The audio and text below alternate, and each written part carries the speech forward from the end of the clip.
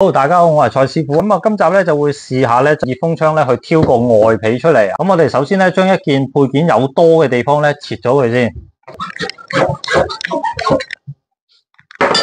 好啦，切完之後咧就喺條喉身嗰度咧鋸一個斜口，一字批同埋鉗仔，咁準備好。然之後咧就用熱風槍加熱，然之後就挑咗佢啦。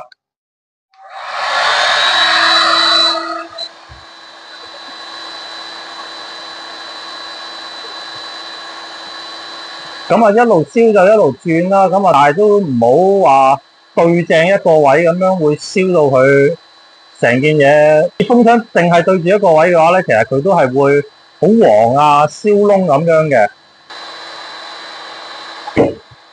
好，差唔多啦，試一試佢。首先呢度插咗入去，撩起一忽，懟深啲，整斷佢，剩低嗰啲咧鉗仔夾住扭出嚟，咁樣咧你就可以挑到個配件噶啦。用熱風槍咧，其實成個速度係快好多嘅，但係就唔算係一個常備架撐啦。今集咧分享係咁多，下集再見，拜拜。